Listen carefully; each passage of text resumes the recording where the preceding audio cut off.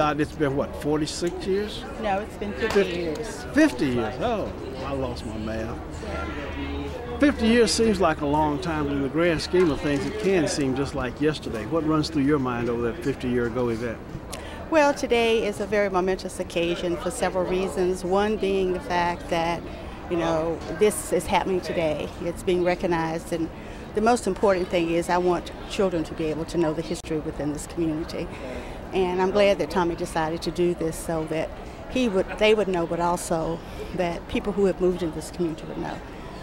It was very emotional for me this morning when I got up this morning and at 8 o'clock, and I looked at the clock, and I hadn't done that before. But I guess today I did, and said 8 o'clock 50 years ago that I was preparing to go to Harding. What was perhaps the strongest memory that you had from that 50-year-ago memory? How it turned my life around.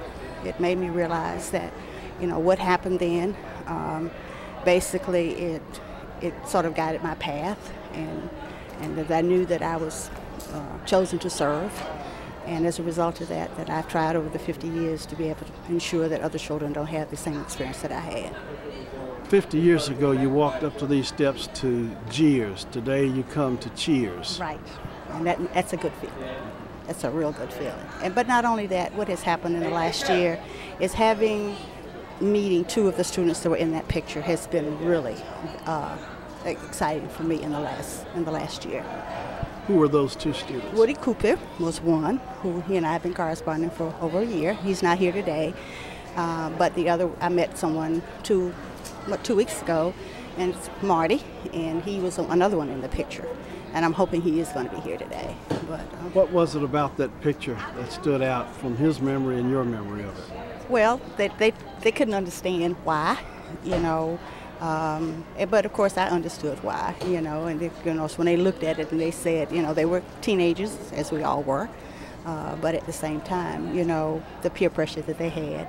But to go back and look, but the main thing is that they said, they wanted my forgiveness, but which I told them that I had forgiven them years and years ago.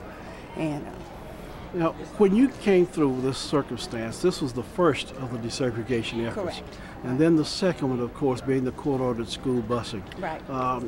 How do you compare the two? Well, I think at that time people were more prepared. When I came through, they were not prepared for this. It was a choice to do this. And I think that the piece for me was that here at Harding, there was no plan put in place for me, so that I wouldn't have had, if a plan had been put in place, some of the things that happened to me, I'm sure that would not have happened. As you look back on it now, and we go through things that we're facing with some of the inner city schools, and especially the black schools having been closed and others now being threatened with closings and the various things that are happening, what thoughts run through your mind now? Was it all worth it? What lesson did we learn, or what lessons have we not learned? Well, I think it's not necessarily the lessons that we have learned or not learned. I think what it is that we're going to have to do more to make sure that this doesn't happen again. It's the same way it was 50 years ago. And that's the part that frustrates me and I'm very concerned about, is the fact that we have schools that are almost 100% African American again. The resources that I didn't receive 50 years ago is still the same in some of the schools. The schools are not equal, and this fight was for equal education. And in some ways that's beginning to go back, and that's the part that frustrates me. So to some extent, the more things change, the more they stay the same? That's true.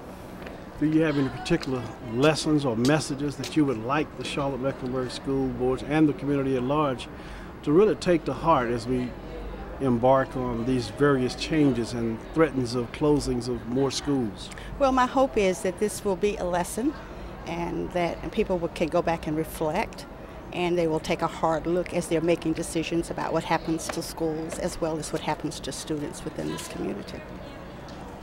As you compare the two, are we better off now than we were then? In some ways we are. In what ways?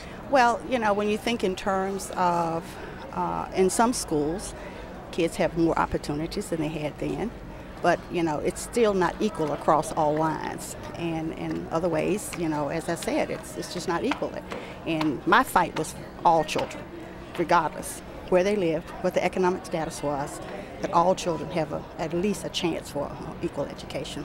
And I hope that the children in the school system will understand this and understand that people made sacrifices, not only me, but others have made sacrifices for them to make sure that they have a quality education, and I want them to take advantage of that. Any chance that you seemingly avoided it so far, but any chance that you might even in the future consider a political run, maybe even for school board? No, but I do have something in mind that I'd like to think about doing. As a matter of fact, my staff at work today talked to me about it in terms of what I need to do as I approach retirement. And if I do anything, it's going to be an advocate for children, and which I have been doing for the last 50 years. But I'd like to do it not in a political way, but I'd like to be able to be an advocate for those children who don't have someone to speak up for them. Would you like to give us a scoop to share what that might be? Well, no, not at this time. We'll need to wait on that because I have to think about it some more. Okay. Thank you so very much, and welcome, best wishes and God blessings to you. Thank you. Steve, the obvious question would be, why this one? Why this one? And I think the obvious answer is why not? And I really can't take the credit for this. This was totally, an effort that came about as a result of the Charlotte Post.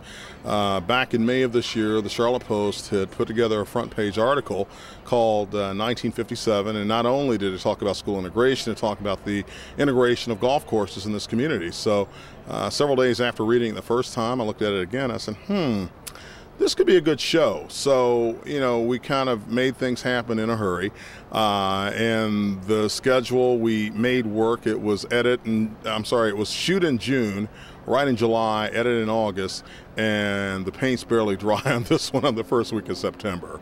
So, in many respects, glad that we were able to get it done, and it kind of came together. And I think it's a great hometown story. I think this is a story, that engages the community, and even in as much as the folks who were inside, it's just a patchwork and tapestry of individuals, and everybody from Dorothy Counts and her family to many of the people who are part of the political scene, and hopefully this piece will touch every man.